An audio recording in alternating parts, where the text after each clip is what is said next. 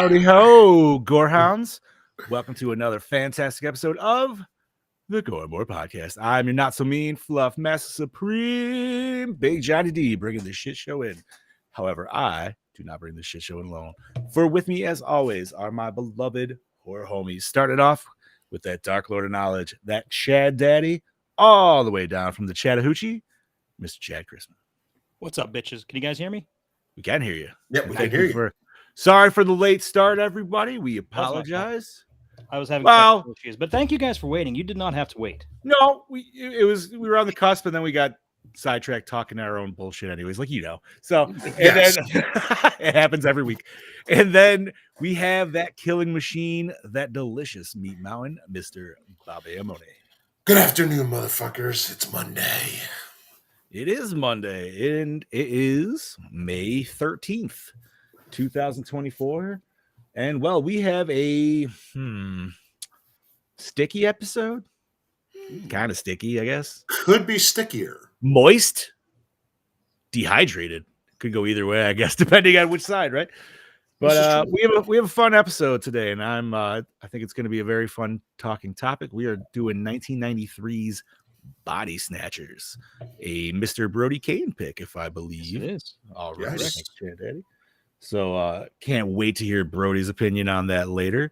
We are lacking a Mr. Scuba Steve. As of right now, he may join us later. Fortunately, he's a little under the weather randomly enough. So props to you, buddy. Hope you're feeling a little better. Hopefully it was just a one and done and you'll be good to go. Yes. Other than that, I do have Variant Scuba to help us start it off how we always do. And let's talk about what we did in the last weekend before we do our deep dive. So Mr. Variant Scuba from the cheesy universe of Pizzaria, bring it in. Ladies and gentlemen, it is now time for your Yeah, looking cheesy and delicious. Purposely did not look this time because I did. You know why? Not being hungry. You know why? I got pizza Why? up in the fridge. So Fuck you. God God damn it. It's not fresh and cheesy like that is, but But that's okay. it's enough to get the taste in the mouth. Heck All yeah. right. Fucking A.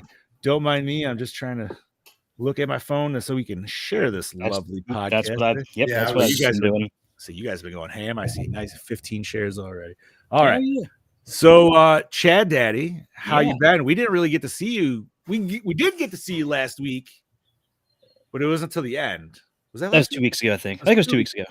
Yeah, No, because last week. was Steph's birthday. I apologize. Yes. Yeah, Yes, so I've been yes, like yes. really super insanely busy. Like 2 weeks ago, I wasn't on because that whole weekend it was just so freaking nice outside. Got some yard work done. I mean, with the whole family just played out in the freaking sun. Had like the whole neighborhood kids were all outside playing. We're just all having a good time. And I just didn't have time to watch the movie. I'm sorry, guys, but I was just really super busy with family stuff. You're fine, dude. Shit Ain't happens. nothing wrong Bro. with that. Yeah. Do what you gotta do. And then last Monday was Steph's birthday, and I thought, you know what, be nice to just spend it with her. What movie was that? I can't even because last week was Nightmare.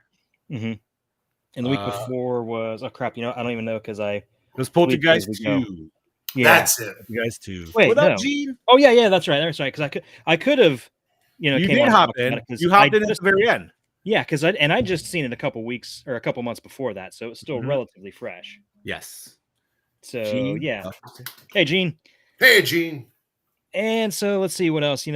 So Monday being Steph's birthday, I was sitting at work and my coworker's like, if I was you, I would just taken off. I'm like, I could see if I could leave early. So I talked to my boss. I'm like, hey Matt, is there any possibility I could take a half day and spend the rest of the day with my wife for her birthday? He's like, absolutely, dude. Like, hell yeah. So I came home. I was gonna surprise her and bring her home lunch, Mm-hmm. but I knew if I didn't, she has a tendency, like if she's hungry at like 10:30 in the morning, she'll eat lunch then. So I, texted her real quick. I'm like, did you eat lunch yet? She said, no, why? I'm like, I'm bringing you lunch. She's like, really? So I brought her home some subs from Joe's Pizzeria up the street. I was going to go to this other one that we like, but apparently they're not open on Mondays. So went to that. But yeah, it was nice. Just spent some time together. What else did we do? Just this weekend, it was that. Okay, so her birthday was Monday, And my son turned 10 yesterday, so their birthdays all happened within the same past week. On Mother's Day, his birthday was on Mother's Day. Wait, what? Yeah, my son's birthday was on Mother's Day yesterday. Oh, you poor son of a bitch. I know, the poor kid. He's a little upset. He wants to go to trampoline park, and we told him we'll go, but we just don't have time right now. Bro. Because So, super quick little side story. Kid in my daughter's class just broke both of his ankles at a trampoline park out of state. And I was like, bro, that's the worst. So he's in a cast on one and a boot on the other. Just this little girl that bowls with my son. Last year, this is close. I don't remember. It's like partway into the bowling season, and she was running and tripped, and her ball fell and literally broke the tip of her thumb, like so bad, like it was like almost completely broken off. They had to do a lot of surgery to it. And then after that healed, just a few months later, she broke her arm at a trampoline park. Oh, that Jesus girl has Christ. bad luck. I went to one with my kiddo, and I got the socks because I was like, fuck yeah, dude, because the inner me wanted to do it. But then I realized the centripetal force of my fat ass on these trampolines equals either me hurting kids or me breaking something of mine or on a kid. And that's how that kid's ankles, because his uncle like collided, I guess, collision wise, it was like he was coming down and the uncle already sprung up. So like it met the kid. Yeah, just not a good time, dude. But just be careful if you go. That's all I'm gonna say, homie. I don't even know if I'm gonna be in there jumping along, because all that jumping, just thinking about that makes my back hurt. Dude, to me, it's just like I just feel like I'm gonna throw out a leg. You know what I mean? I'm just gonna land wrong and be like, bleh, and you just there's almost a 90% in there like be the one fell injured. off a stairwell, dude. Like I'll get hurt and I'll be laying there like dead Yamcha. Exactly, 100%, bro. Perfect analogy. So not much else has been going on. Trying to think if anything else major happened. This past weekend. No, not this past weekend. The weekend before, my son's soccer team finally got their first win. Nice. Yeah, dude. Nice. Awesome.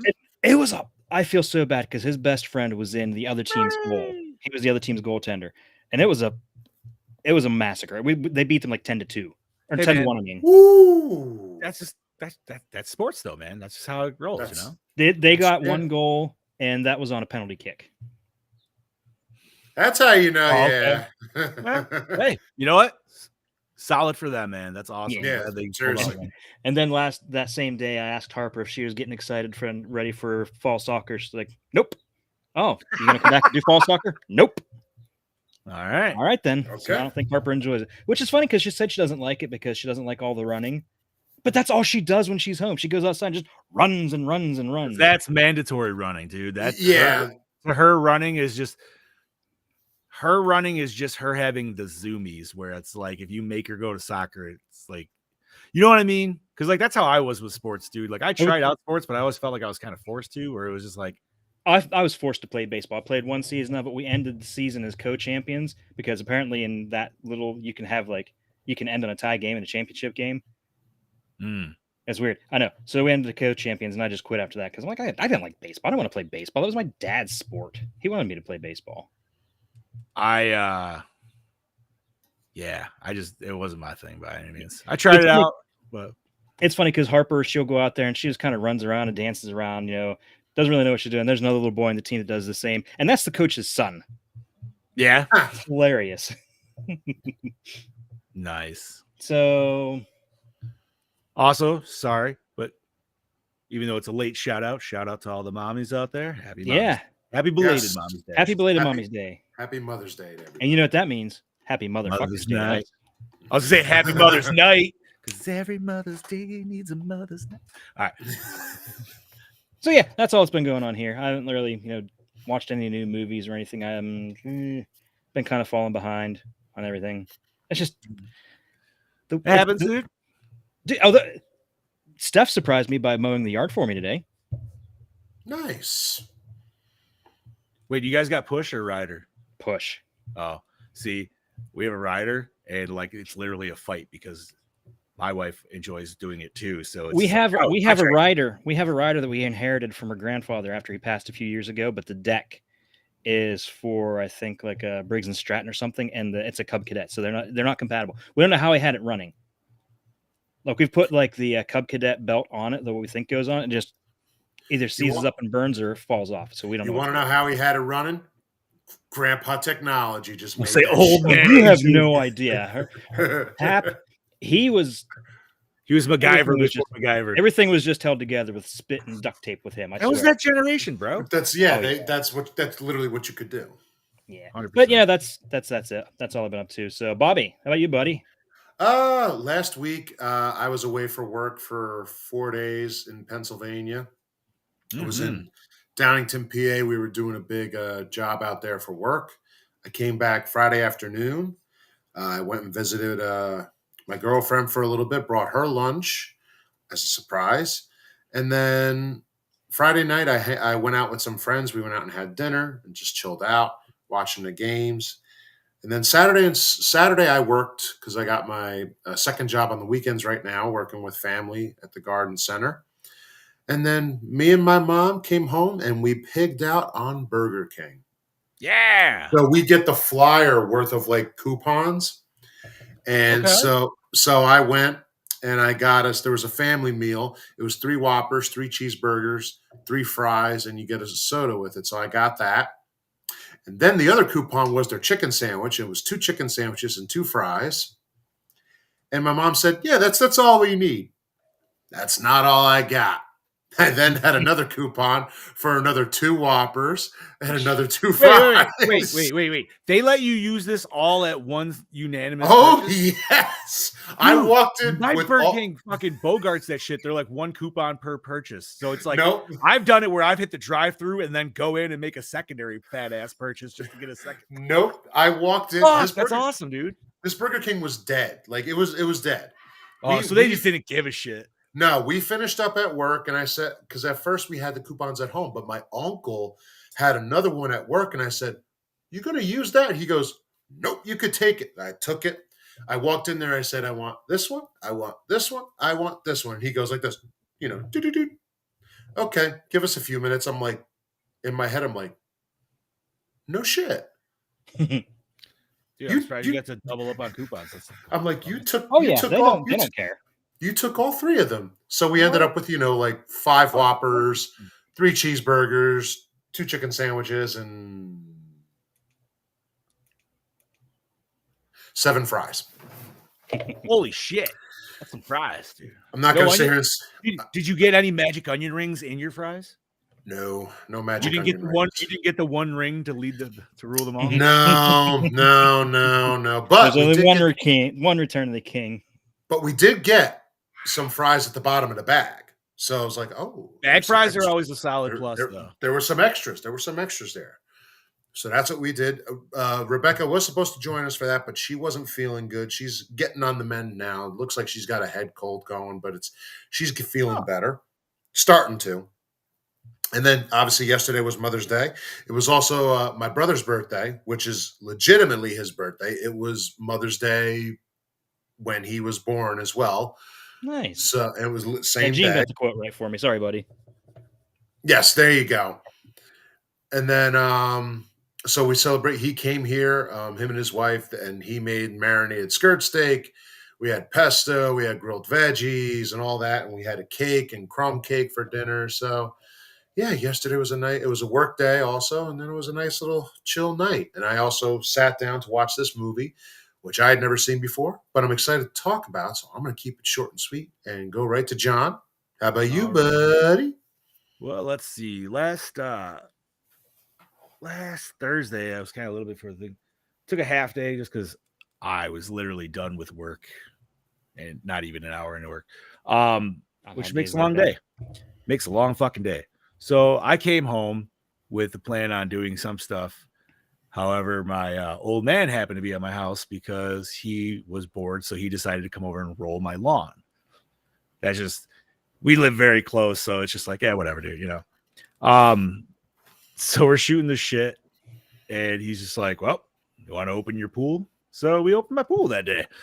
And Nice. that turned into a little adventure and got her all pretty much cleaned up after Saturday because she needed a good vacuum. So I got to do the dad thing of just going out there and chilling for like a solid hour, vacuuming the pool, nice and slow, listening to some fucking metal music. And yeah, so pool is open. However, it is way too still cold to go swimming. Unless you want to do the polar bear thing, which by all means go right ahead, but that is not my vibe. Not anymore, at least. That's like young 20s me. Or stupid teenager me. Let's see. What else did we do? So obviously, like we already mentioned before, Sunday was Mother's Day. And my wife just wanted to go to one of her favorite restaurants. So I was like, okay, fine. Yeah. And we were supposed to do something on Saturday that canceled. So she's like, well, instead of actually going on Mother's Day, because it's probably going to be stupid, why don't we go this evening? And I was like, hell yeah. So when I say evening, it wasn't even evening, dude. We went at like senior citizen primo hour, and it was You got the early bird special. bro, it was banging, man. We went at like 4:30.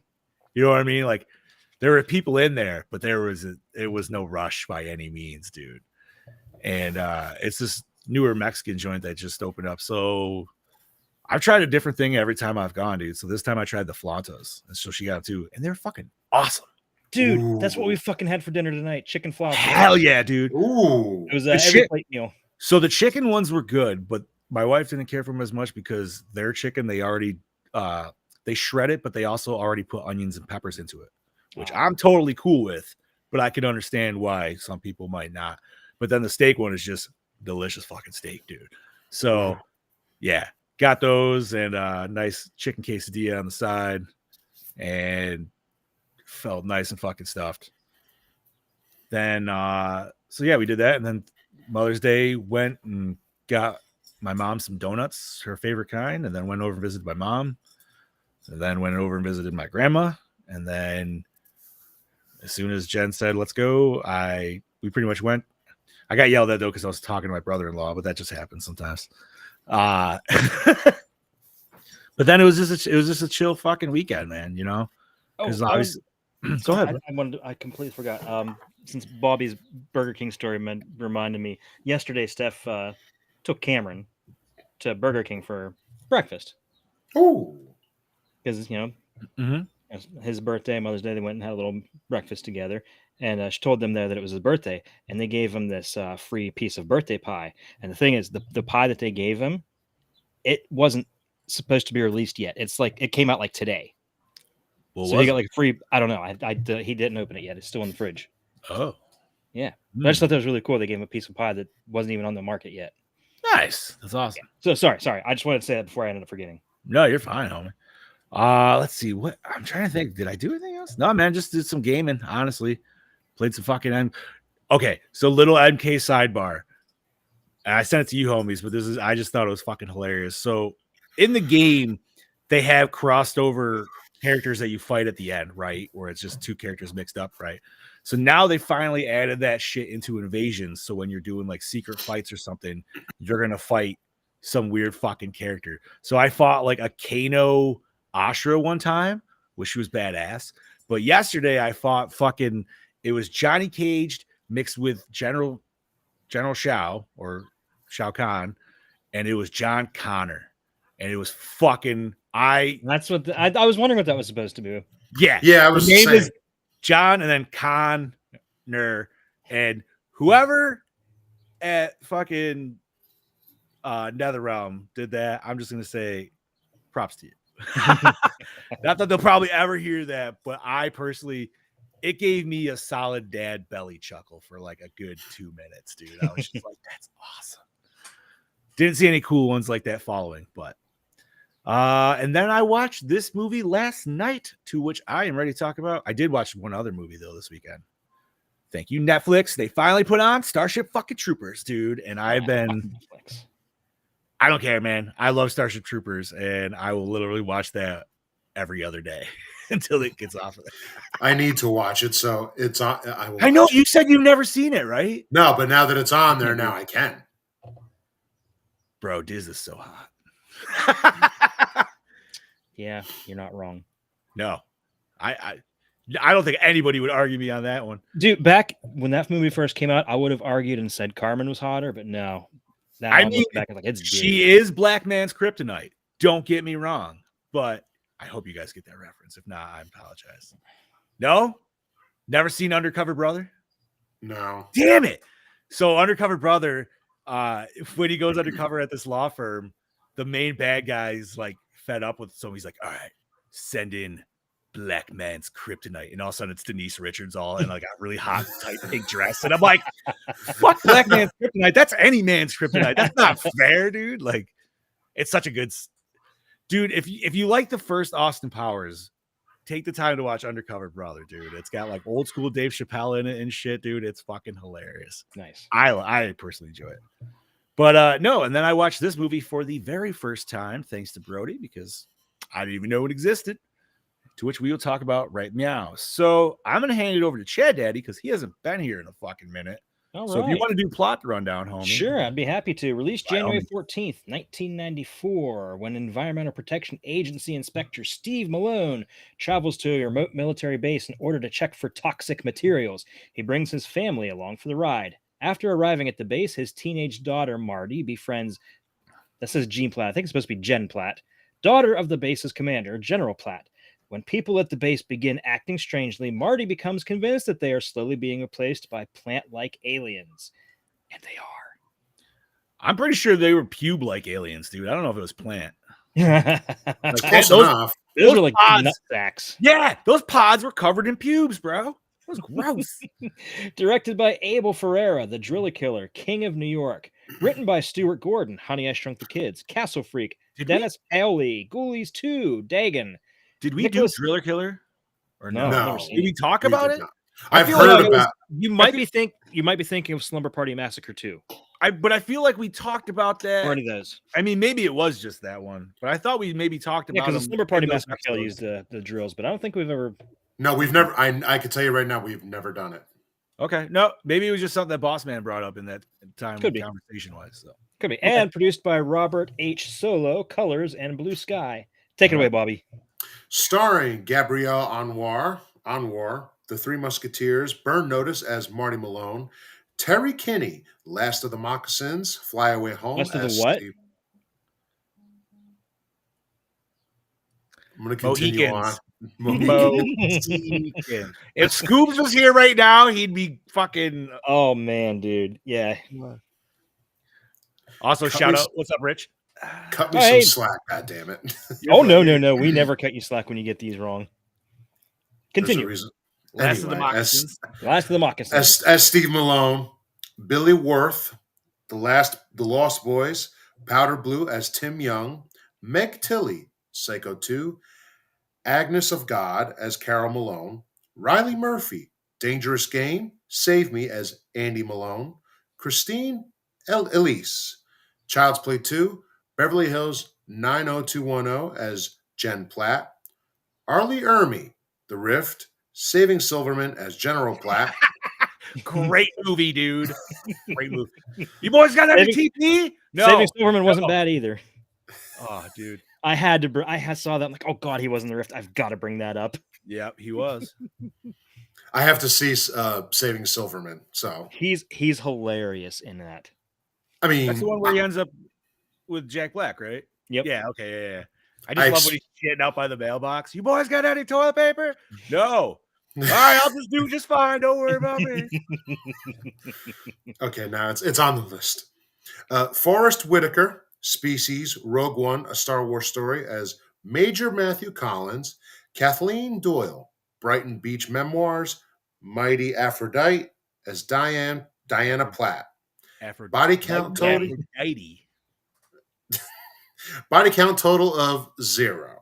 No, it's not 0. I just didn't count it because it's like Well, everybody but like those two is eventually is killed. So that's just literally like Yeah. so at that point, just say trillion. It's like a church. We're in the trillions. at this point. potential worldwide. basically yes. All right. Music by Joe Delia. War of the Worlds, the series, and Bad Lieutenant. Cinematography by Bojan. Is it Bohan? Probably. I'm gonna go with Bohan Basili. The Ring and Underwater. I have yet to watch that. I've heard really good. Dude, things. I really want to throw that on here. It's really cool. Yeah, I Nice. haven't watched it either. Edited by Anthony Redmond. Body parts, Street Fighter. Ugh. Effects and makeup by Phil Corey, The Monster Squad. Yeah, and Weekend at Bernie's. Awesome. Ooh. Yeah. Distributed by Warner Brothers. Runtime of 87 minutos. Rating of R. Budget 13 million. Grossed. Ooh. 428,000. However, it was only released to a few dozen theaters. Yes. All right. Which is You know what? I'm glad we even have this always every week, because I was almost questioning whether this was a straight to movie, like straight to physical release or not. See, I always was under the impression that it was, because I never remember even seeing commercials. Like I remember seeing previews for it, like at the beginning of like videotapes that you rent and things like that. But as far as it never hit any theaters that I ever knew. It felt, and obviously we're going to jump into general discussion, but instantaneously it felt kind of that vibe to me, where I was just like, is this actually movie theater like production quality that it would be in the movie theater or not? Because I don't want to say like Sci-Fi Channel, but you know what I mean when I say that. It definitely had like a direct to video feel to it. Little bit, just that little bit of cheapness scale to it, which doesn't harm it per se, just sets that tone. And it doesn't help it. No, that's fair. Especially how the literally the title sequence and how it ends. It's not very many movies that literally say the end, at least not in at that time modern age. I didn't even notice. Did it give us a question mark? Because if it gave us the question mark, bro, that would have been the solid. No, it didn't. But I was.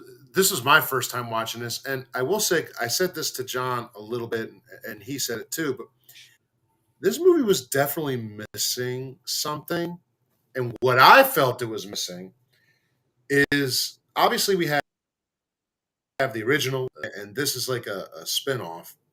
But this is the movie where a dissection of these pods and or a pod person was needed. It should have happened, and it didn't. It should have, but I think a good reason for that is by the time that they got to the base was already mostly taken over. That's fair. Is the impression, because they were there like what, a day, and the mom got replaced, all the neighbors were getting replaced, so it was already happening before they even got there. And that kind of bothers me a little bit too, just because, like, I mean, I get it, we're thrown into it, but I'm like, I don't know, just the way the vibe this movie gives. I'm like, this movie really could have dove in head first into some good exploratory shit that we didn't see before. Because yes, it is a loosely remake, but I'm like, you're on an army base. Like, this is the shit that could happen at an army base. Shit breaks out, shit hits the fan, body horror all over the place. Like, this could have been more. And I don't know what you have behind the scenes. We'll get to that. But I'm like, it was missing a few things. This could have been it needed graphic. This movie needed the graphic. I honestly don't know what it was missing. It just felt like it was lacking like one little particular spice that I just could not pinpoint. Because I didn't hate it. You know what I mean? Like, yeah. I didn't like super drift off or anything. I wasn't like deeply into my phone unless I like had to be. So it wasn't anything like that, but it was just, I don't know if it's because even like the acting is not bad. You know what I mean? No, it's not. Maybe the army guy, our main guy, he's kind of questionable, I guess, but whatever. I feel like it fulfills it nonetheless.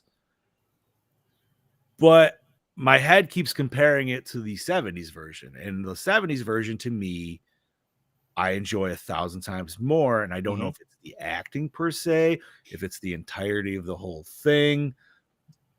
You know, I don't know. I like I said, I wish I could pinpoint it, and unfortunately I cannot. I think it's because in part we didn't get like a backstory. I think, and I'm guessing that the filmmakers assume that we already know somewhat of the order. Yeah, I mean, you don't really need a backstory with the title Body Snatchers. Like, you should already instinctively have an idea at this point in life. And whether we want to call this a remake or not, I don't even know if I would call it a remake. I would almost just say it's like a continuation of it. Really. I would call it a continuation, like a side story. Yeah, because it's like let's take 1993 out of it and we mix this with the 70s one. You know what I mean? Boom, whatever. It easily the same thing. And Bobby brought this up. Maybe this could even be more of a prequel. You know what I mean? Like we saw them landing in the city in the 70s one, but at this one they're shipping them out. So who the fuck knows? I mean, it is. I think maybe us watching them this close together might have hurt this a little bit. If we would have separated them by like did one last year and did one this year, we might have a better fresh take. But we're watching them so close together, and it's hard not to compare them. And the 70s version is far superior to this. I like them both, but that one, but the original one that we watched, like when I was a kid, that scared the shit out of me. I was afraid to go to sleep. See, but for me, like, and I love the 70s one, but for me, it's not because of watching them close. The 70s one for me is like the perfect adaptation of the book, the story, and everything.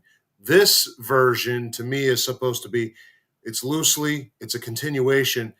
This should be like I said, I feel this should have been the graphic version of it. It should have also, like I said, it should have had a little more, not necessarily backstory, but an explanation as to what exactly is these pods. Like we know what they are, but like, I mean, they explain themselves what they are. Yeah, but I don't know. I wanted for me, I wanted the scientific, what this guy who's part of the EPA, what do you know about this and what do you don't know? And what do you discover about it? He was just a chemist. He wouldn't have been able to tell them shit. No, but it would have been nice if okay, so I think maybe this is what Forrest Whitaker, we really only get him in 2 scenes? His first scene and then the scene where he ends up shooting himself. But I feel like we need a third scene with him in the middle and maybe him in the dock. This is where you're dissecting one of the pods or something, or you find a piece of it. You know what I mean? Just something to help prolong the mystery. Yeah, we know what it is, but they don't. So it's it kind of feels like this movie was maybe heavily cut down. I wonder if it was. I mean, I don't have anything about it. I did not. There's not much behind the scenes on this. Oh, really? Yeah. Interesting. Okay. But I mean, the cast is solid, dude. They did their job really well. I wish we had more Arlie Emery. But I wish we had. I wish he was very reserved in this too. He was very reserved, and his mustache threw me off. Really weird. Yeah, I'm not gonna lie. He could lose the mustache. I think it makes him look a little, I don't know, cartoony. Honestly, it looked like a fake mustache. It was like, it doesn't. I wonder if it was. I don't know. Maybe it's just we're not used to him seeing a big, thick black mustache. It just didn't. It looked fake to me. I don't know why. Now, Brody says he thinks this film was actually cut down. I think it was too. I feel like it's missing some shit in that first kind of act to second act. There's just maybe it's missing some meat there somewhere. I don't know if we need to do some more fucked up shit with the kid at school. Obviously, he was fighting it, but Chad Daddy says, this happens in a day to 3 days time. Yeah, way too quickly. It's very fast. Whereas the other one, it takes. There was a nice build up in the first one. I also don't know. This could go either way, but I don't know how you guys appreciate the reuse of lines. Because obviously we have Forrest Whitaker on the phone, and he was like, "How did he know my name?" And it's it was better in the 70s one. It was, but the effects of this movie was solid. Yes. They gave me the heebie-jeebies, dude. Just those weird fucking clear tentacles. Just how the hell is she sleeping in the tub with all that shit? Fucking, she doesn't feel that. She doesn't, bro.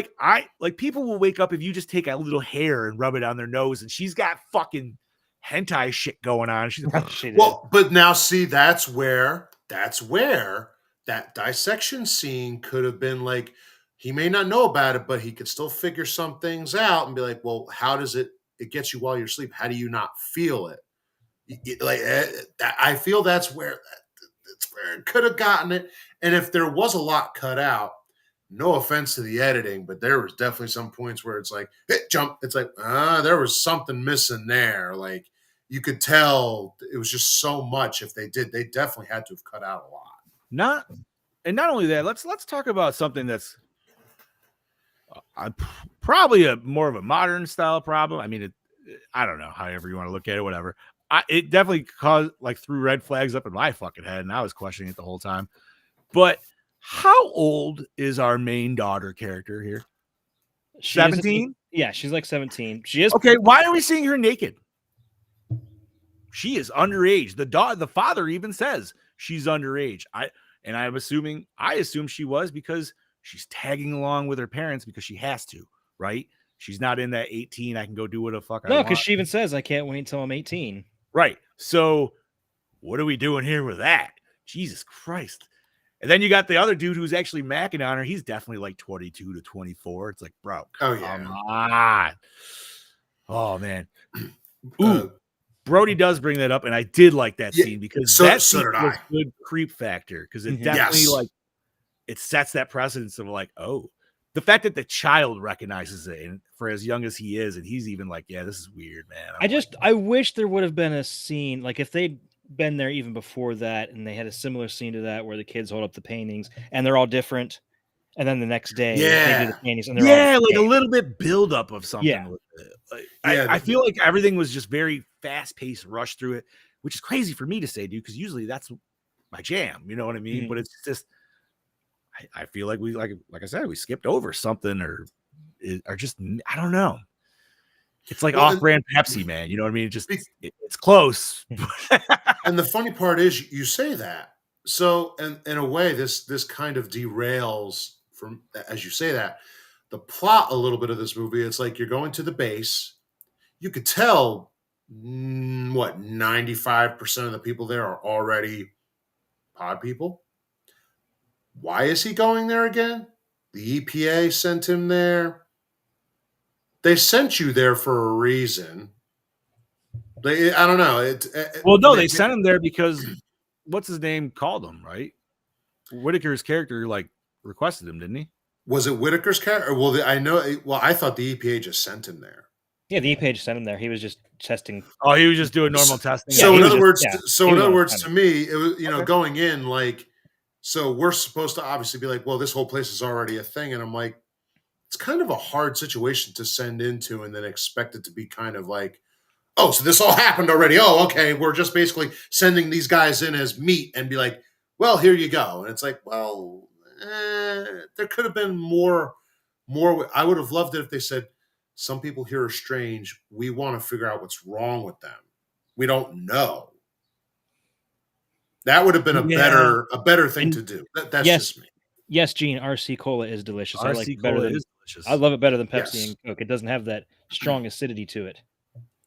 Dude, I can't even drink normal Coke anymore because I've been drinking Zero for so long. So anytime I try to drink a normal Coke, it just it hits differently. Dude, once in a while, Steph will get me a regular Baja Blast instead of a zero sugar, and I taste it. I'm like, ooh, taste that sugar. Yeah, it's syrup, baby. Mm-hmm. No, but like I said, I don't hate the movie, but it definitely was. Despite all of despite its flaws, I still really enjoy this. And like you guys, I only watched it for the first time within the past year, so it's still fairly recently new to me too. Yeah, no. Oh, you have seen this prior? Yeah, just once. Okay. Yeah, why did you? It's a movie that's been on my radar. Okay. Yeah, it's a movie that's been on my radar for a while, and I was just sitting there and I saw it. It was on Screambox, I think it was. Oh, interesting. This is like I said, this is like a year ago. It was a Screambox or something like that. I'm like, you know what? I'm gonna finally sit down and watch this. All right. No, it's still a fun movie. It's a solid movie, and honestly, I feel like this would be a good pairing with also 1990s Night of Living Dead for 90s remakes. Mm-hmm. If you just wanted to do a nice little I'd probably start with this and then end it with obviously the other one, just because bro, that one's fucking fantastic. It is. I don't know if it's maybe because we didn't have more intense scenes with the pods, which I mean, the girl in the tub was pretty intense, but I don't know. I guess I'm in my head, I'm comparing it to the Goldblum scene where we see that's an elongated scene. You know what I mean? Of speaking of which, did you notice that both this and the last movie, we got some uncomfortable massage scenes? Yes, we did. This wasn't as gross as the fat guy getting the massage, but this was Who was getting a massage in this one? That was creepy. Dad. It was just the massage just seemed kind of unnecessary. I don't know. Because her Yeah, but that's when she was already infected, right? Or changed? Yeah, she was already changed at that See, point. I figured she was just going to try to like, in my head, and I don't know why this is like, my head went to more like traditional horror movie. I'm like, oh, she's going to break his fucking neck. Then I'm like, wait, why would she break his neck? She's going to turn him into a fucking pod person. But And- I don't know. That's what I always thought it was. Like, she just did that to like get him sleepy. So then I was just like, oh, pod time. I did like her little like speech when they were leaving the house, and I also liked when they used it at the end. Mhm. I liked that creep factor added to it. Oh, the where will you go? Yeah, where will you go? Yeah, like I love that. But it felt like the ending though when they used it. I'm like, there still could have been more with that ending. I don't know. Like I said, Bro, there should have been more graphic. This is the one of the movies where I'm like, you could have benefited. Could have benefited 1,000,000%. you want to talk about ending graphics? Let's talk about the barrage that we get from the helicopter at the very end. That is just literally like stock footage of explosions and everything. Fucking, what And was yeah. that, dude? That just felt so shitty. Like, And that was something that I felt also needed a little bit of a build up towards. yeah, just sucked. Like, what is your plan? Like, there's no plan. Here, let's get into a helicopter that just so happens to have pretty That much wasn't- an arsenal on board. That wasn't even the same helicopter they left in. I'm 90% sure they weren't. They just left in a regular non-combat helicopter. No, when he got up, he had missiles and shit on the side. Oh, did it? Oh, Yeah, Yeah. that was one So- thing I was first checking because I was like, bro, just start shooting the missiles, man. Start shooting the fucking missiles. Like, so I was waiting for it to come into play, and it does. So I'm glad that paid off. But But that's the other thing is too.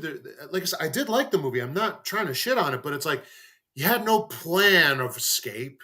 You had no idea. Like you just got up and went. And I'm like, Dawn of the Dead did that better, and there was no plan, but it made more sense. I mean, sometimes, man, there is. Sometimes the plan is that there is no plan. You know what I mean? Because it's just you got to survive. You got to get the fuck out, move, just keep moving. That is the plan. So, not saying it's a great one, but it's the only one that they had, and I mean, it worked out for them. But it's just, I think we needed more, like you guys said earlier, with the classroom scene. We needed almost a little bit more elongation of watching people turn. We already know that they are being turned per the guy at the gas station, which I'm kind of glad that we had like almost like the creepy gas station at the beginning of the horror film, even in this.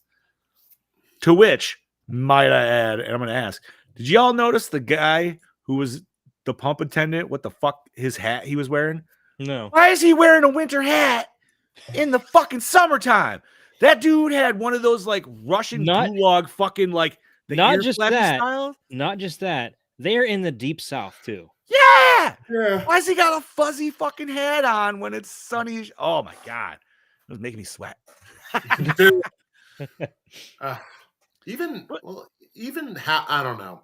The guy in the beginning at the gas station, the army guy, his presentation, It was awful. yeah. Like that. I didn't want to say awful, but I was trying to find that Oh, wait. scene where it's just focused on his face yeah. and he's saying about they'll get you when you sleep or whatever. That was like one of the worst shots of the whole movie. One of the worst shots I've ever seen because you could tell it's just some guy standing there and it seemed like he was reading his lines off a damn cue card. Like it was that bad. It's like Biden the other pause. No, you don't say pause, god damn it. Oh fuck. Let's go, Brandon. That's But right. no, I'll keep saying it. Like it's a good movie. I did enjoy it, but there was just I was expecting way more just from the cover art alone. I'm like, ooh. We said so often how many films need to be cut down by 15 minutes. This needed at least 15 minutes more. At least I don't even know a half hour. I don't even know if 15. I'll give it 10 even. You know what I mean? I would say at least 15. I would say make it 110 minutes. 110 minutes. And that'd be like the perfect length. I'm trying to think. But I feel like it's got to be in that first almost like 2/3. Like the third act feels fine. Yeah. You know what I mean? Like I'm not going to really like try. It's just there needs a little something more with like maybe more of the dad doing his thing. Like I said, maybe him and what's his name should meet up again. The colonel or not the colonel, but the lieutenant major, something like that. Yeah. Yeah.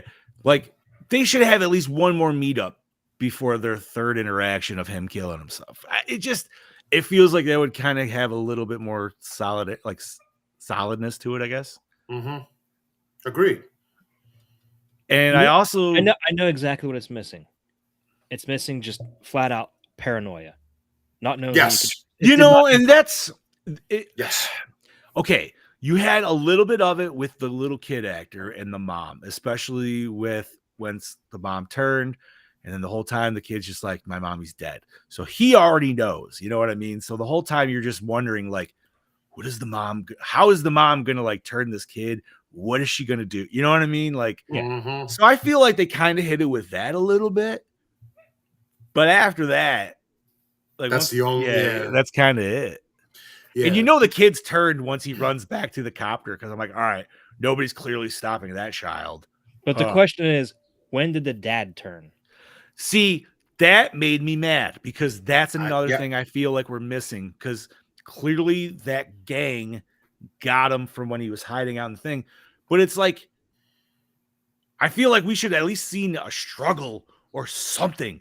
You know what I mean? Had something alluding to it because like, clearly the way the dude was acting right when he gets there, we're like, oh, all right, he's done. You know what I mean? So I don't know. Let's see what Brody says here. I'm gonna pop this up. Oh, sorry. I do think that the film sets out what it is wanting to do, and that's make it creepy, atmospheric, and suspenseful. I mean, the atmosphere works well. Military barracks. I mean, I like it. It works with the setting because everything is the same. On edge.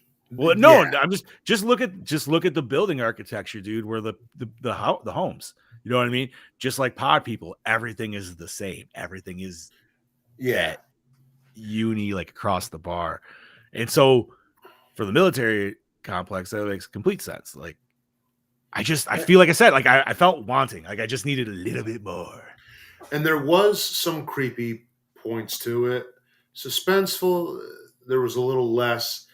There just could have been more. This was I'll say it until I'm blue. This was the movie that needed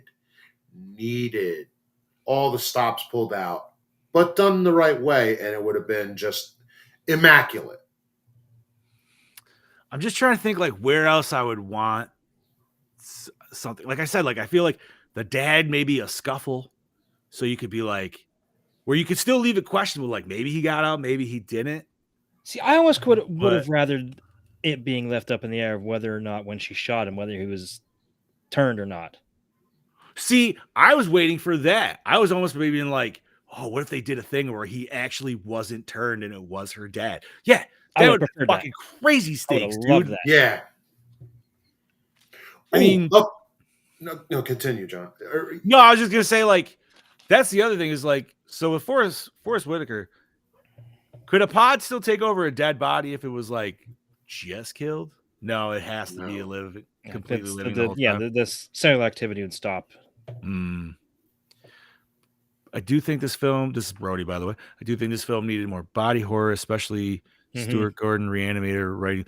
100%, man. Like, I feel like that's what I was, especially with it, like, I don't know. And this is only in my head, but I'm thinking like 90s remake. All right, this is 90s. We got to go extreme and a little bit more hardcore, a little bit edgier. And I'm not going to say like the infestation of the pods into the people wasn't like a cool addition because, you know, that was something new. We didn't really get like the weird little tendrils and shit like that. We just got like in the old ones, they just like were appearing. Yeah. You know what I mean? There was no like connection. It was just like some weird like psychic thing. It was just like, yeah, this is working. And you know something I would have loved to have seen now that I've just thought about it. I say proper destruction of the pod people, like a chemical reaction. I know like bullets can kill them and such, but like a chemical reaction where it could create that body horror where you see them disintegrate and melt and they dry out. Like, it kind of seemed like they were going to lead up to that with the way that one got the chemical burn, though. Yeah, because then like a helicopter, which I'm sure they would have in an army base, a helicopter, you can carry a certain amount of liquids if it has the bottom. Oh, here's how we can at least maybe bring them down and really get rid of it using that toxic waste. You drop it, it splashes, they dry out, they melt away. You know what I mean? Like that could have been such a. I'm also saying, dude, you're on a military base, man. There's got to be a flamethrower somewhere, right? That too. We need a flamethrower in a pod person movie, man. That would it makes too much sense. I like that. Right. I like it. Either one. That would have been perfect. I mean, and what Brody said here, however, the MPAA was being a huge dick at this stage. Just look at Leatherface 3. So the writers probably couldn't write in too much gore. He's not wrong. That is very possible. Yeah. Like I said, I still enjoyed it. I would definitely like. Oh, yeah. I like the 70s one way more, and I have never watched the 50s one, so I cannot compare to that. I almost kind of want to now. Just because, you know what I mean? Like, just because it's like, well, I've seen these two. I feel like I need to watch the original source material on this, right? I mean, obviously, you can read the book, but but that's not the same. No, I it would take me like a year to read a book. No joke. Not that I can't read it. I get too distracted. I just don't have time. Like after soccer is over here in a few weeks, I'll have some more time. But like I don't have time to sit and read. I don't want to read I don't want to read the same page over again 10 times, but that's what's going to happen. Because you keep falling asleep?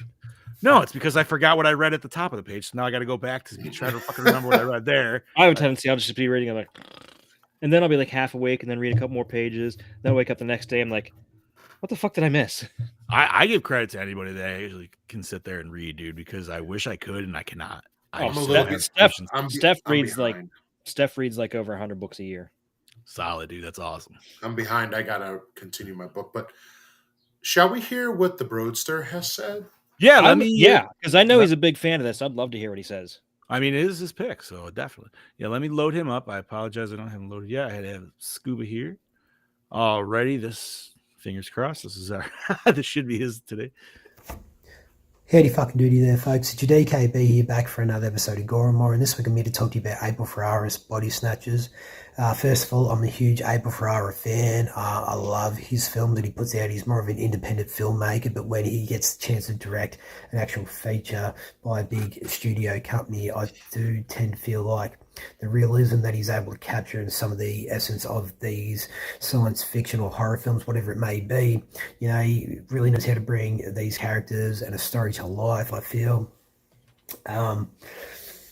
This was a film that I used to see on the VHS shelf all the time as a kid. I remember the front cover. I was intrigued by it, also being intimidated by it at the same time. And for some unknown reason, I never borrowed it out until I seen it on Amazon Prime there a couple of years ago. So I rented it, watched it, and I actually really enjoy it. So I'm here to talk to you today about why I fucking chose this film and really appreciate it. Oh.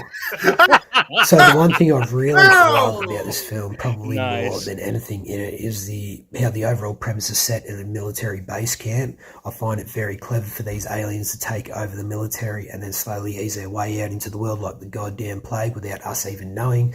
I mean, obviously they've got all the power. When they show up on your doorstep, of course you're going to do what they fucking say. And I like how you get a little bit of that in this film with the families that live at this military base camp. It just creates that fear, paranoia, and tension between each scene with these characters. I love how we get a little glimpse of it here to know what it's going to be like out there in the fucking wide world. And just to see the powers that be just have all the power and just abuse it to really take over human race.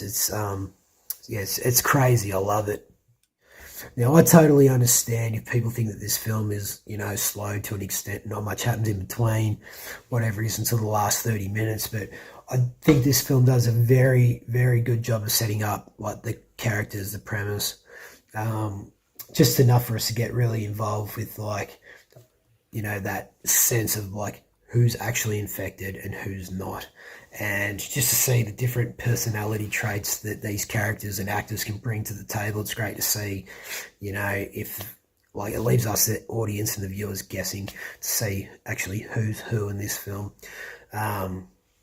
So yeah, like the acting in this film, I guess you could say, like, is actually pretty damn decent. I really enjoyed it for what it was. Just to see these actors come out and shine, and yeah, it gives a bit of a double-edged performance for the ones who aren't infected. So the practical effects that we get in this film, I thought was actually done pretty damn fine. Still holds up, I think, for an early 90s film, especially tentacles coming out of the pod, taking over bodies. We get the mother, she turns inside out to dust pretty Look like much. a potato with all the fucking... Very creepy. Yes, I thought that very too. atmospheric at times, I was like, bro, it's the especially eyes the from the night potato. scenes. Like, yeah. But even the interior of the house, it's got like a bit of a mood. It's just this really moody atmosphere. It's dimly lit, it's not very bright, this film.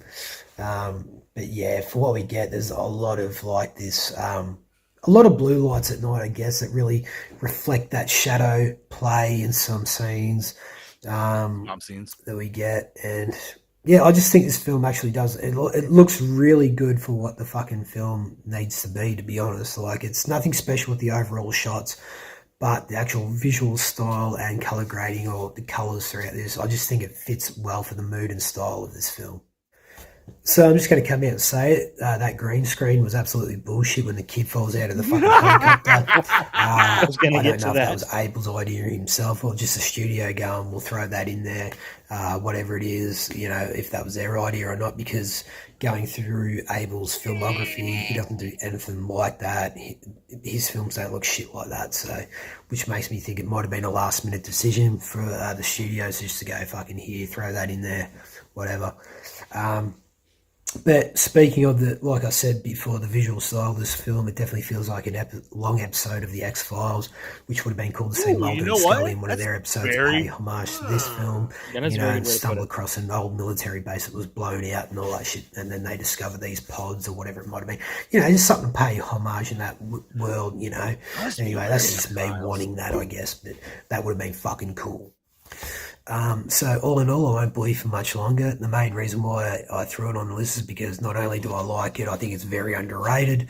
From majority of the reviews I've seen online, a lot of people have never even heard of it, and then they've watched it and thought it was better than what they exceeded. So, very underrated for what it was. And considering that we've done the 78 version this year, it's great to hear the Gore and More boys talk about, maybe the differences between the two, and just, maybe if they don't like it, do like it, whatever it may be. I just love hearing like the mixed reviews of the films that we do on this show. So, and I definitely feel like this is one of them.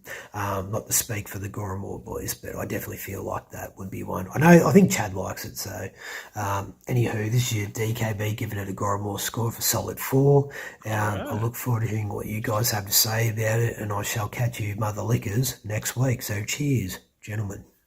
Cheers, homie. Thank you, Brody. Cheers.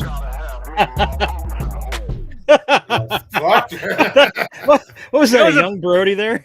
No, that was me. What?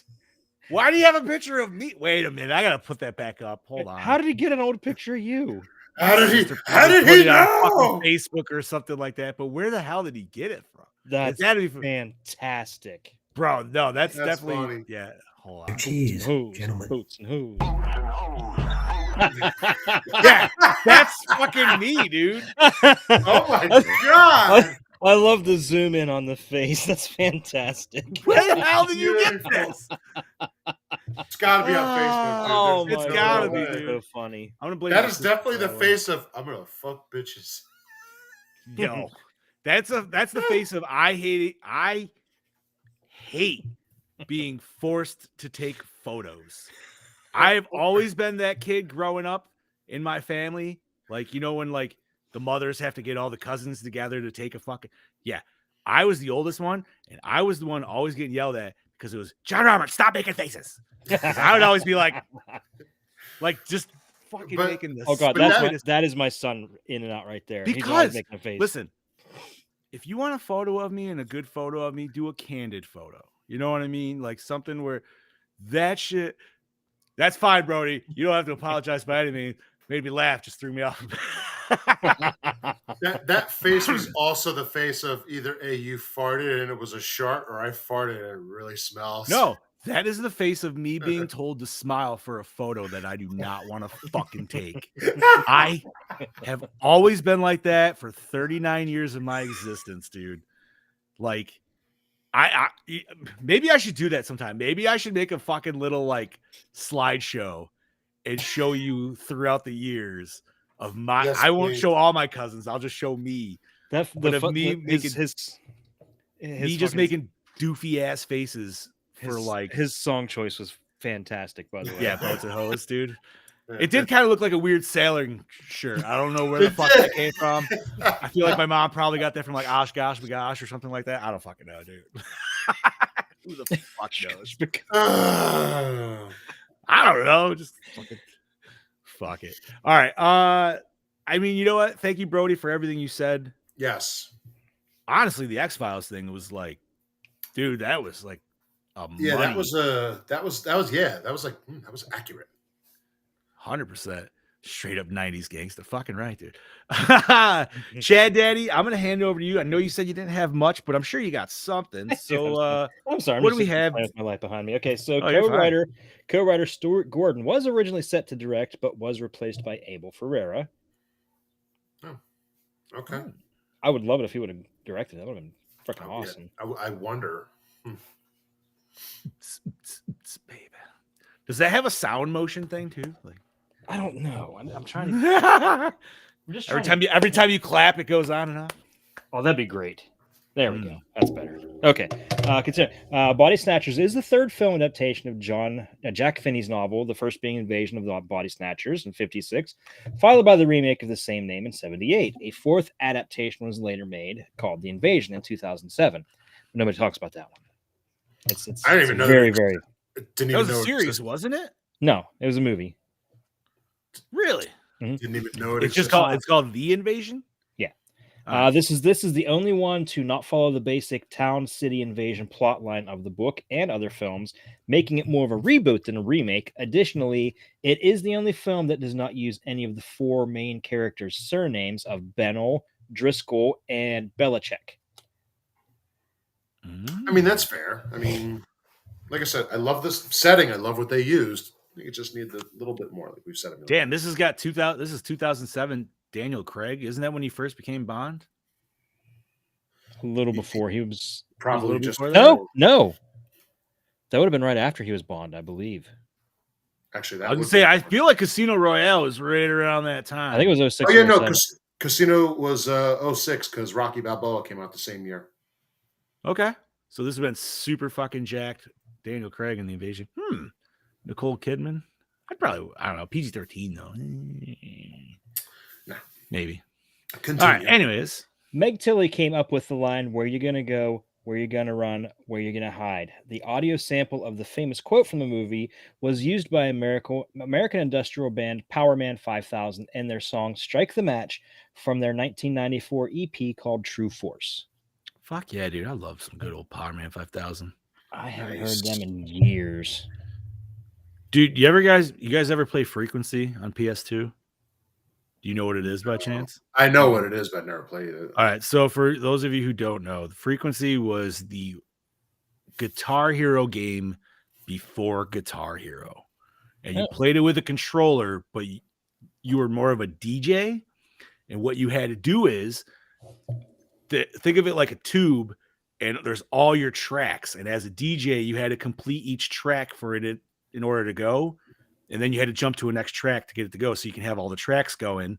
And once you got all your tracks going, you would unlock your little like sound tab and scratcher so you could actually like fuck with the song before you get to the next section. It was awesome. And Power Man 5000 was one of the first songs on that fucking thing. Dude, I played that like a motherfucker. Awesome, dude. Alrighty. Go ahead, Chad Eddie. Even though Marty and Jen are supposed to be in high school, Gabrielle Anwar was 23 years old when the movie came out, and Christine Elise was 28. Huh. Yeah, as Okay. soon as I saw her, I was like, yeah, Child's Play 2, what up? And that's the only place I know it from. So Yeah, Child's Play 2, Chucky. Yeah, well, that doesn't count. That's all the same universe. So Yeah, and I only watched the first season of Chucky. I never. what else did you say she was in? 90210. I never watched Yeah. that when I was. Yeah, she was in like a dozen episodes of 90210. Okay. Warner Brothers originally scheduled the film for release in October 92. They opted for the more comedic Innocent Blood as their horror release that season, as it was felt that the glut of serious genre fare such as Hellraiser 3, Candyman, Dr. Giggles, and Bram Stoker's Dracula would overwhelm the film's potential. The release was moved around several times in 93 before its unceremonious limited release came in January of 94. Okay, so I'm gonna say maybe Hellraiser 3, definitely not Dr. Giggles. What else did you say out there? Candyman and Bram Stoker's Dracula. Candyman OG Candyman? Yes. That probably would have been I don't know how well that did in theaters, but obviously like that's got the cult. It did fairly well. Did it? Yeah. Yeah. I And don't Bram know. Stoker's Dracula was an absolute masterpiece. Yeah, I mean that's Like, how have we not covered that yet? You know, I've never even seen that in full. I've seen it so many times in just like pieces, but I've never like sat down and watched it like 100%. So It's really good. Such a great movie. I'm not usually It's- a vampire guy. I think that's probably also a lot. Gary Oldman. That's all you need to know. Yeah. No, I know. I actually we even own it because my wife fucking loves it so much, so she owns it. But It is really good. all right. Talks of a new version began in early 1988 with Philip Kaufman, director of the previous adaptation, producing alongside Robert H. Solo. Kaufman was not involved in the final film, though. Jesus Christ, dude, they're rebooting this shit like Spider-Man does now. Fuck, man, they're not even giving it. Would you say 88? 88. They didn't even wait. They waited 10 years. They're like, you know what? That's plenty of time. Let's reboot this shit, dude. That 78 one still fucking holds up solid though today. So it's I don't know. Really, really good. Damn. The rare modern movie that has the end title cards at the end of the movie. This ritual pretty much went out of style in Hollywood in the 60s. I almost kind of wonder if it was an allude to the OG one, because like if the OG one has a the end at the end, I bet it does. I think it does. What Maybe. years? I got to look up the OG. 1956. Oh, all right. Thank you, Bob. Very nice. Look at that. That was the year my mother was born. Hey, all right. Meg Tilly, who played Gabrielle Anwar's stepmother, is only 10 years older than Anwar. She's yummy too. But I don't I don't like see that. I don't like the hair. Really? I love the hair, No. dude. No. That's MILF hair. Bro, that's like no man. I'm all about it, dude. I really dug Meg Tilly in this. Yes, I did as well. Even before we saw her naked. Yeah, I was just because like, that wasn't really like, her. Ah, It why'd was a you? body double. Damn it!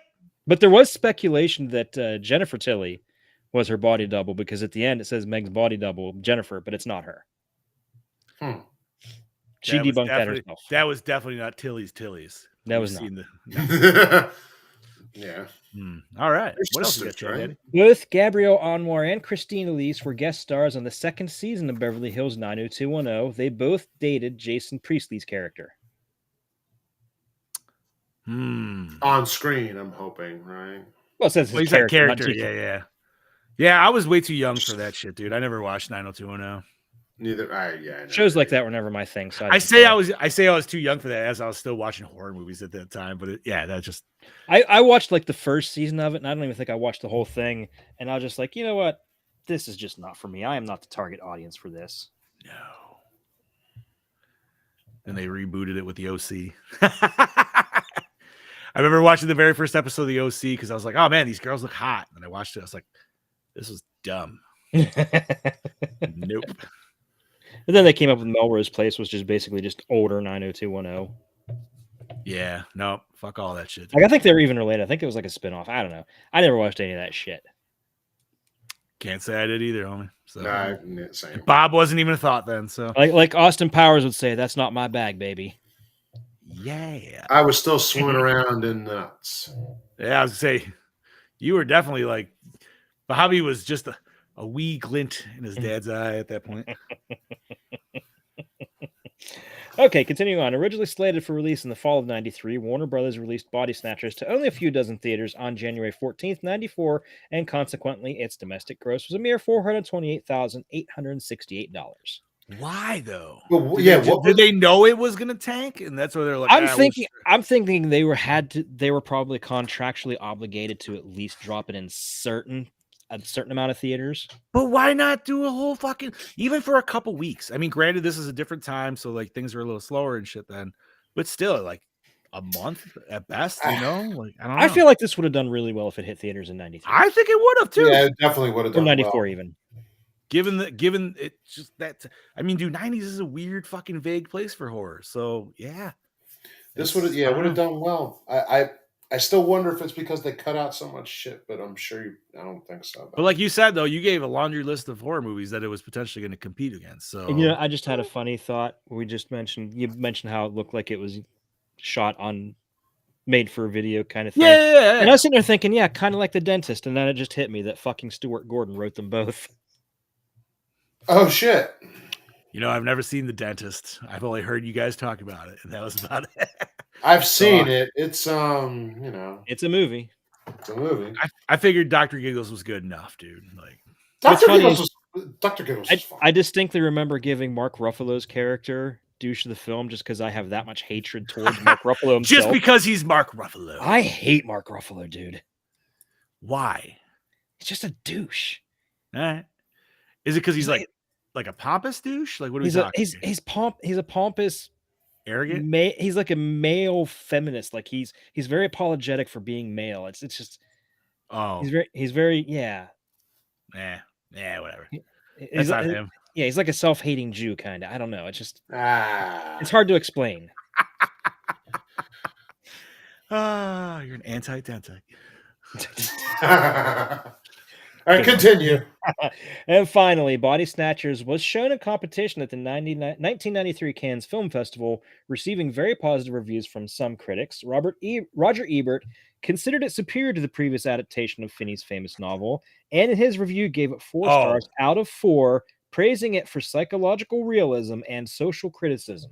Wait, he compared it to the novel, he said? Mhm. Okay. No, I was like, he considered it superior to the previous adaptations of the novel. Oh, what? Whoa, Really? huh? A hot take there. And That's a a hot take, not one I very agree hot with. take. Holy shit! Dude, I bet like seeing this though. So it was fun to listen to like Brody's story about it because like this is one of those nostalgic things for Brody where he saw the cover growing up as a kid.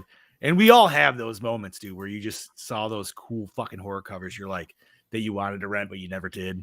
And you're just like, man, it looks badass, but the movie probably sucks. I don't know. For me, it was The Town That Dreaded Sundown. OG? Yes. Well, I don't even remember what that cover looks like. I'm trying to remember. Google it and pull it up. But yeah, it's Yeah, I'll have to. That movie is that's a weird movie. I thoroughly enjoyed it though. I did too. I enjoyed both. Same. And the remake was way better than anticipated. Mm-hmm. I should rewatch that too.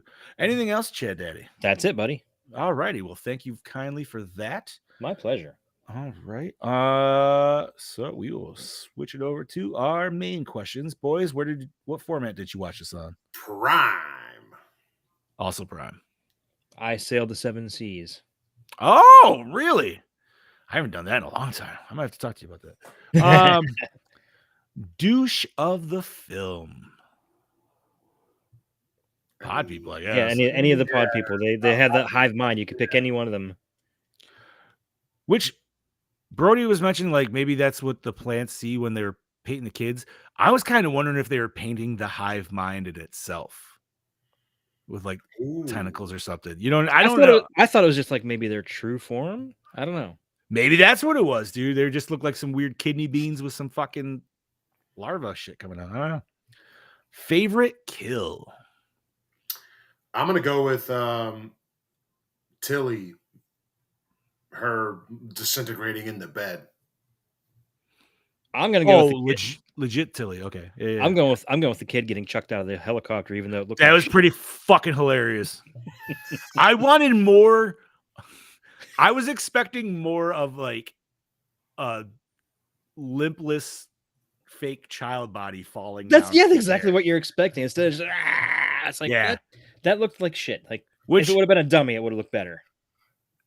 Maybe it did it, and maybe that's why they went with it. Maybe the dummy just looked too fucking funny. Where everybody's just laughing their asses off. They're like, we can't do this. This is fucking terrible. Somehow they came up with that. They're like, this isn't any better, but it's slightly, I guess. What else? Who did we get any other characters that like got turned? Because I know we got some randoms that got turned and shot, and they got the dad getting shot. Forrest Whitaker blowing his brains out. Did our main army guy? Did he shoot anybody that we see like shrivel up to or no? No, I thought we did, but I could be wrong. No. Well, you know what? I'm just gonna go kid getting shucked out of a helicopter as well because it's fucking hilarious. Yeet that kid out that door. Fucking right, dude. Favorite? Oh, I'm sorry. Best scene. The bathtub scene. Seeing 100%. 100%. Seeing all those things creeping up on her, and she's just not even. Especially when I'm so glad you mentioned potato, because as soon as it was just coming out of the ceiling tile, that's what I said too. I was like, oh, it's like a potato when it's growing out the bag. That's exactly what it made me think of the first time I saw it too. And I still felt that way seeing this again. Hell yeah. Brody, that was also solid when the replica of our little girl, she got that was a cool scene. Guy. It was just weird that she was naked. Like she's good looking by all means, but I'm still like, wait a minute, this is supposed to be like an underage girl. This is weird. That was and also why was clearly she's not. Why was you know what I mean? Like why were both of them alive at the same time? You wouldn't think that would be like really possible. Like you think like no, you would think like once the one's alive, then the main one's done. That's it. Like because the Goldblum one, like Goldblum, if we're going back to 78, not to fully compare, but he was getting the weakest, and then the other one's eyes blinked. But then once they woke him up, then the pod stopped like taking his energy, I guess. Right. Yeah. I don't know. It was weird. I had a couple scenes. The bathroom scene, but then I love the scene afterwards where Tilly is giving that speech, and then I do love the hospital. That was solid. Mm-hmm. I mean, I just liked how that went down, where just like some random dude comes in and he's like happens to just be the distraction for our main guy. Literally. Like, I would even possibly like even the scene where they're running out of the house, she comes out and makes the scream, and then they just all swarm. The whole neighborhood swarm was cool. That was like that looked awesome. The screams. I like the screams in this. I like the screams in the last one better though. I agree, and I don't. They sounded too human. Yeah, I don't know what it was, dude. Like, I don't know if the scream was louder than I thought it should have been, maybe, or I don't know. But they could be advanced, or maybe they just did it too much. Maybe that's what it was. Where like we only got it like what, twice in the OG, right? We got it at the very end, and then we get it when what's her name turned, right, and she was naked in the bush.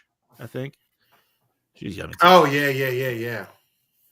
At least with these movies, you know you're going to get some nudity. I will say that is, if that's something you're looking for, by all means. I don't think the original would have, though. No. God, I would be very surprised if it was, but that'd be awesome if it did. That's like the one, like 1950s, like, ooh, did you see Invasion of the Body? Brody says the scene where the army guys swarm the pilot and say they fucked his girl to see if he's pod person. That was intense. That was a nice little like intense scene because you didn't know if they were going to catch on to his character or not. And that was good. That is a good way to instill hostility, is to just throw that good line out, even if it's false. Don't do it at a bar. That's all I'm going to say. All right. Worst moment or scene. I could pick out a few. I'm going to pick out when the father shows up randomly in the fucking warehouse. And it's like, Yeah, you're not acting like you're not a pod person, man. You're way too suspicious. They just didn't do that right. I'll pick that one. See, I could go with. Part of me wants to say like the whole opening narration and the narration at the end. Once you realize that it's basically giving away that they escape at the end of the movie, like it's giving away the whole movie by saying that they're with her reflecting back. I'm trying to remember the opening monologue. It's her talking about how there's like this is how it all started, blah blah blah. Oh, yeah. When you look and realize, and like this is how her telling this as like a flashback. So I almost want to give it to that. I really want to give it to the scene in the bathroom with the black soldier. Like I just hated the way that shot was made. It looked cheap to me. It was. But then I really want to give it to the really bad green screen kid getting yeeted out of the helicopter. Somehow that's best kill, but we're seeing. I love I it. know it just looked so bad. It did look pretty fucking bad. It was very bad. I got to give it to the green screen. As though it was my favorite kill, it was still not the. It just did not fit the rest of the vibe of that movie. Yeah, No. How it looked, especially when you're getting practical effects the whole time. You know what I mean? Like and it's that's even the like kicker.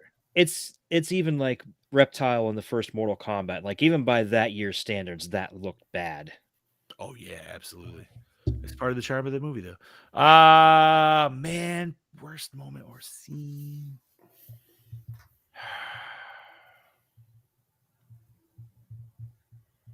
I might have to go with the same thing, man. That green screen was pretty fucking bad. Not to jump on your coattails, but I mean, it was hard. I wish I remember that opening intro better, though.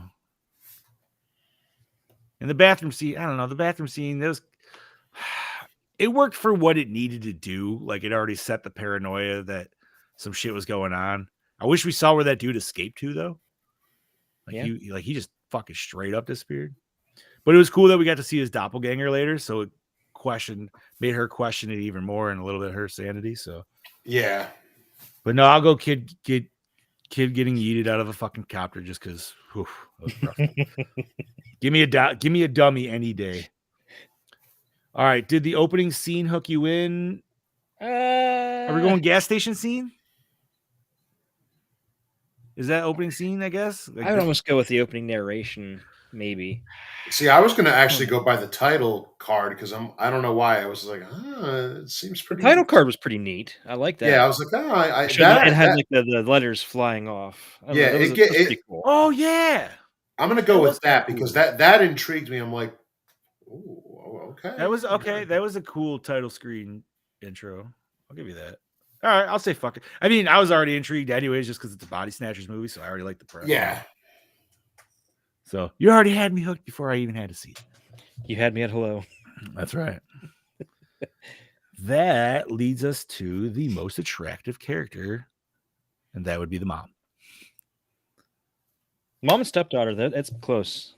Knowing that she was 23 when they did this, so I mean, on the legality of yes, she was technically older than 18, so yes, sure. I'm still going the mom, dude. And I don't care. I don't care if it was a fake body in the closet. And she was hotter before body in me. She was hotter before she turned because, like, she was kind of peppy. She was that. She was that very like. She's kind of like how what's her name is in Beetlejuice, where it's just like very cute and kind of just like, but it'd be really fun. Agreed. All right. So that leads us to, oh my God, score. Did the score set the mood? Yeah, it was fairly decent. Yeah, I enjoyed the score of this movie. Absolutely. Yeah, it kind of had like Brody said, the opening score was pretty badass. But it had the action beats for like, when we did, it had the suspense. No, it hit. All right. Best song. Did we have a song? I don't think we had a song, did we? There was a song. There was a song that played in the bar, wasn't there? Oh, there had to be. Yeah. Yeah, and then she was playing a song throughout the movie, but I don't remember what it was. All right, we'll just she did. That. Yeah, she did have a song playing on it when she was in the tub. Yeah. All right. We will jump to favorite character. You know what? Normally, this is where I would say Arlie Emery, because usually he is just quite the character. he wasn't really much in this movie, and I was No. kind of upset by that. And again, it was like basically a glorified cameo. But I think I'll give favorite character to his daughter. She was kind of a badass. I really liked her. I'm gonna give it to the little boy because he caught on real fucking fast. He did. Poor kid. He did, dude. He had was to just be like- I think that's what we needed a little bit more, maybe like exploratory of just like how scared he would have been. Because you know what I mean? Like that dude, that little kid literally saw his mom die. Like he'd be fucking Yeah, terrified, but nobody's listening to him either. Dude, so, that's what could have made this movie better was if telling it from his point of view. right? Yeah, maybe. Just that much more of like this little kid, like wondering, A, you're surrounded by adults on this base, so everybody's already kind of acting a little weird, but yeah. then just that added level to it. Fuck yeah. That takes us to, was it scary? Not as scary. Scary. Not Suspenseful. not so much as the 70s one to me. Yeah, it was suspenseful, but I didn't find it scary. No. No, if it had those added elements I've mentioned 5,000 times, then I would say yes. Fair enough. But no. Does it hold up today, boys? I mean, effects wise, besides that green screen shot, effects wise were pretty solid. So I'm going to say yes. Yes. Yeah. Yeah, I would say yes. Like, there is some terrible 90s CGI we could have got easily in this movie that we did not. So I'll be thankful for that. Yeah, that's very true. Okay. How was the acting? Not bad. The Not acting great, was but good. not bad. The acting was good, except for like I say a few bad apples, like the beginning and that bathroom, and even sometimes how the father acted. I think he could have been better. It wasn't And Forrest Whitaker wasn't like No, great in he it didn't. either. They didn't give him. I don't feel like they gave him enough chop. No, and they he's a fantastic actor. So Yes, he can is. do it. He does a lot better. He was not lazy-eyed in this film, though. He wasn't. No, this is before like it probably got bad. That's right. Then he got that Disney money, made it better again. Black Panther. You remember he was fixing the Black Panther. He was good. Really? Yeah, he didn't have the fucking lazy eye. I was like, what? That was always the joke. They were like, oh shit, he's got that Disney money. All righty. Did we like the cinematography? For the most part. Like I said, yeah. I hated the way that shot was framed with that soldier in the bathroom. I did like the swamp scenes of them pulling out the pods. And I also like them, just the scene of Emery coming down as they're shipping out all the pods, and he's just saying the fort. That was really cool. That was I like that. I would definitely Anything? say the lighting of this movie was also really good. I enjoyed that. Lighting was solid, but you're also on an army base. I feel like that bitch is gonna be pretty fucking lit up all the time, regardless. So This is true. Absolutely. This is true. okay, that takes us to the premise, which I love the absolutely, dude. Yeah, absolutely. I Pod love a people good is alien always invasion story. Yeah. Pod people is always a great fucking story, dude. And depending on how gross you get with the pods, like I mean, this one, these were puby pods, dude. They're gross. Could have been more gross. I agree with Bob though. Like I feel like a little bit of a dissection scene maybe would have like added some gusto to it or something. I don't know. Just That gave us, and a few more melting scenes. Just a few. I did like how we got people taking the dust or disbarred people out to the garbage truck, like in the 70s one though. Mm-hmm. Yeah. And for some reason, even though I saw the very first person do it, they took out that little black bag. It never correlated until the mom was turned and did it. And I was like, oh shit, all those people in the fucking beginning scenes were doing that shit too. Like, so that was cool. I understand that's on me, but it was cool nonetheless. So, all right. And was the climax satisfying? No, Honestly, not really. I'm gonna say no, man. No. It seemed kind of like it just kind of ended. And I was like, Other than the speech that was there, but there was no. all right. Recycle, rewind, remake, or reboot. I'd probably rewind this one, dude. Honestly, I say rewind, but I would like to see a reboot. And I just kind of bear with me. I think the perfect person to reboot this would be Rob Zombie. I mean, he did want to do the Blob, And I love the 80s Blob. I don't know if I'd want him to touch the Blob, but this would be I think he could really take this and run with it and hit it and just knock it out. This would be I agree with that. I like that idea. That or even like almost like Fede Alvarez or something like that. Like somebody who's really into the body horror that we know, you know what I mean? Like Or even David Cronenberg's son, because he's been having some really good body horror movies. He could do that. His version of the Blob was going to be Zombies Blob. Whose version? Rob Zombie. Zombies. It was going to be like human bodies that were all. Oh, Zombie Blob. Oh, yeah. Sorry, dude. Like he had like a really far out there concept for it. Yeah, but did you see any of like the designs? I did. So what it reminded me of was like those old school like card packs from like, I mean, I remember even I had them as a kid, but they were always like Mars Attack style or like weird Martian invasion shit. Where like there was people getting like straight up eviscerated and murdered the fuck out of, but because like it was like coolly drawn, you were like, yeah, I get to have these as a kid. This is awesome.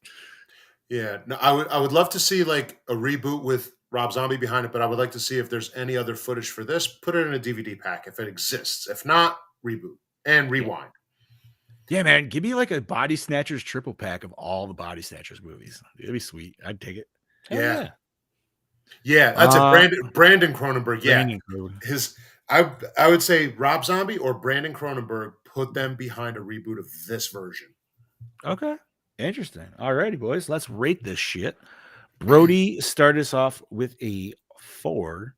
We didn't get anything from Scuba, correct? We didn't.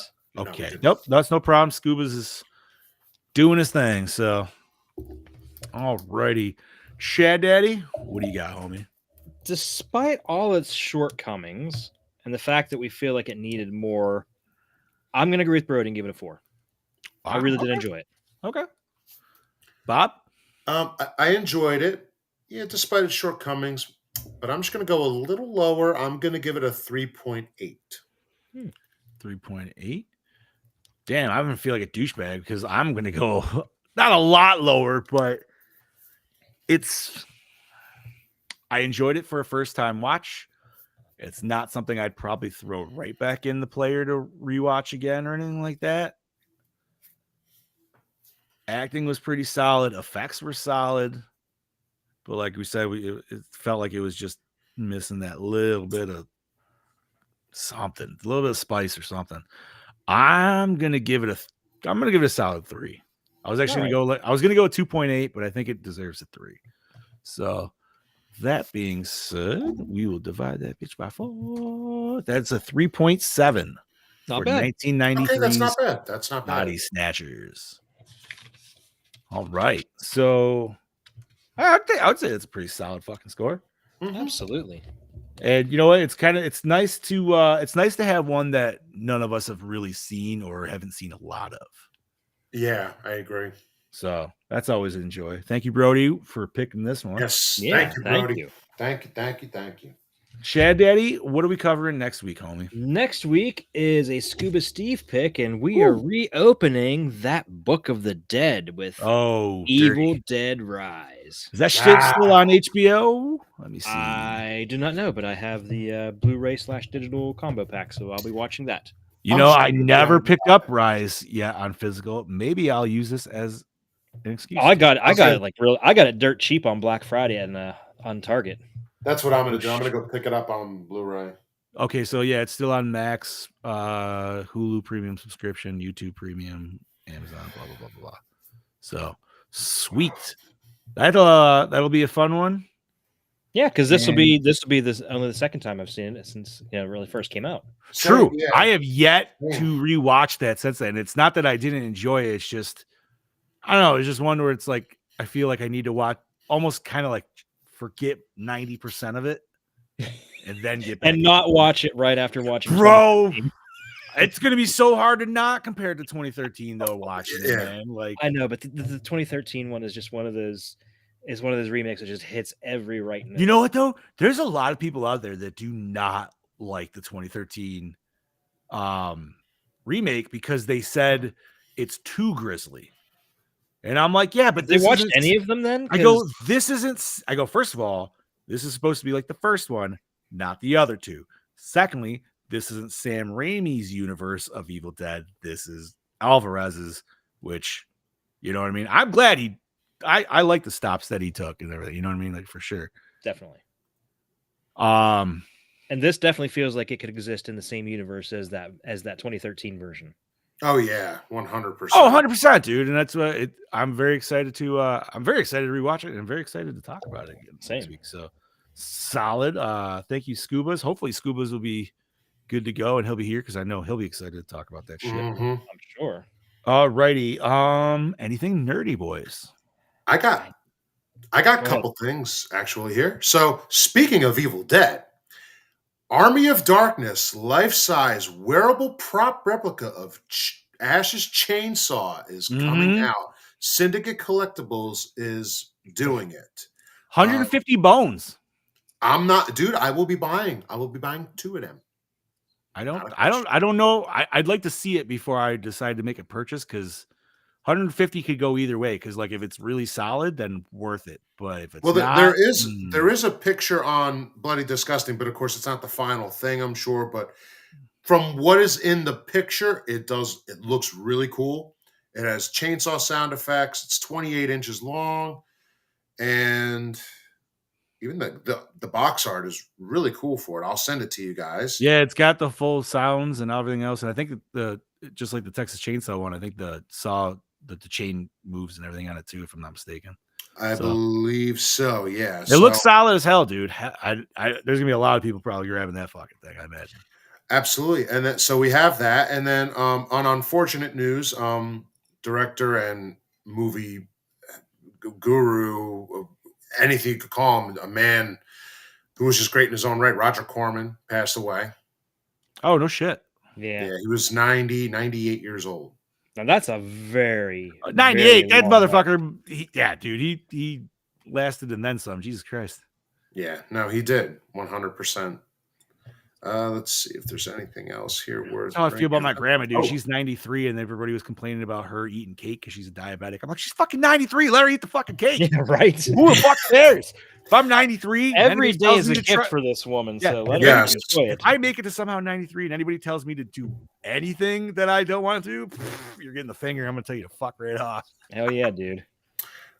We are finally getting from NECA the ultimate Krampus figures. We're getting the Jack in the Box, and we're getting Krampus himself finally. Nice. Those should be releasing, I believe, do we have October of 2024. So we have those coming. It only took 2 fucking years for them to release it. Yeah. Say that one again. I wonder if Krampus is going to be like oversized or if he's going to be like, I think so. height. He's going to be definitely oversized. It seems like he has to be. He should be, you know? Nice. Dude. Awesome. Let's see. I'm going to bring this one up because I find it to be looking like an interesting slasher. Where'd the article go? In a Violent Nature is a new slasher film that's coming out at the end of this month. I don't know if you guys have heard anything about it. It's definitely got some Friday the 13th-esque looks to it. What's it called? In a Violent Nature. It's on. Yeah, that shit looks cool as hell, dude. I want to watch that. Yeah, it's in theaters on May 31st. It's all from the POV of the killer. Ooh. Yeah. Yeah, like I'm cool. sure you've probably seen it pop up on Instagram and shit. I know I have, but it's always showing it almost not like POV of the killer, and maybe it does more in the movie, but the trailer shows more of like a third person view of the killer from all times. And I'm like, that'd be kind of interesting to almost have just that viewpoint the whole fucking movie, dude. Yeah. Literally that third person video game right up behind the shoulder kind of look, and just him going through the emotions. Like, I don't know, man. I'm for it. It looks interesting. I'd say bring it on. It's a film by Chris Nash. And some of one review already, I think probably from when it's supposed to be really grisly. Yeah, it said some of the gnarliest kills I've ever seen. So if that doesn't intrigue you as a horror fan, even though there's tons more movies coming out, check that one out. If I were to go through what's coming out soon, we'll be here all night. So we'll save that for as we keep going along. But check that one out. May 31st, Go see it in theaters. Don't rent it at home. Go to the theaters. I'll stop right there. And that's all I got. Word. Hell The yeah. only thing I got, and it's for the fat asses out there, such as myself, but it's more for like, I'm interested in one of you guys think. So McDonald's, obviously, they've been crying because they've been losing money, right? I don't know if you guys have seen this.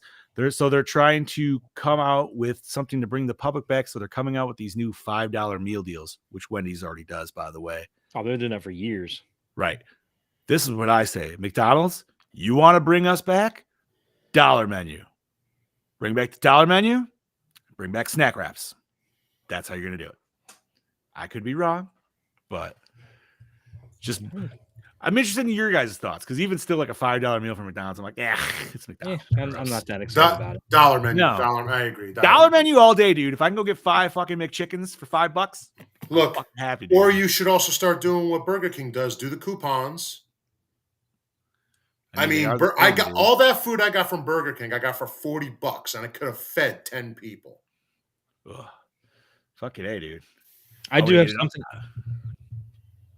something that I just got an email earlier today, and this is something I had heard rumored, but this is the first confirmation that I got an email from Ubisoft. It says unveil the world premiere in 1 day, 15 hours, 16 minutes, and so many seconds. There is another Assassin's Creed game coming out called Assassin's Creed Shadows. It looks like it takes place in China. Oh, Cool. okay. Is it a normal style, or is it their secondary style where it's like a platformer? Because they've done a few of those, right? It looks like it's just a real quick, brief thing. We'll see more about it tomorrow, 6 p.m. Central Time, so that'll be 9 o'clock our time.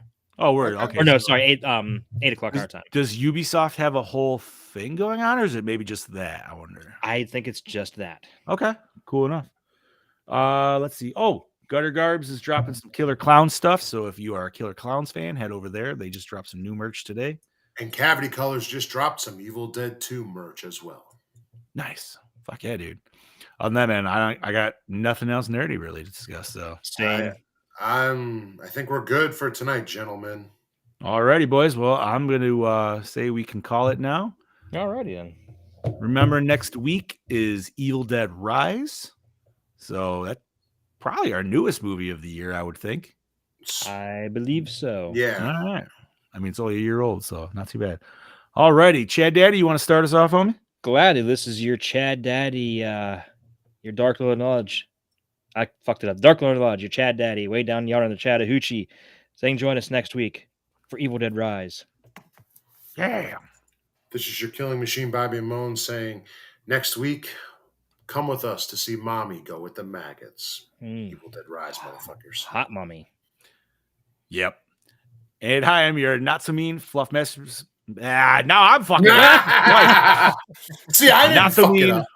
Fluff Master Supreme, Big Johnny D saying thank you once again, Gorehounds, for joining us for another fun episode of the Gore and More podcast. Do not forget your cheese graters next week.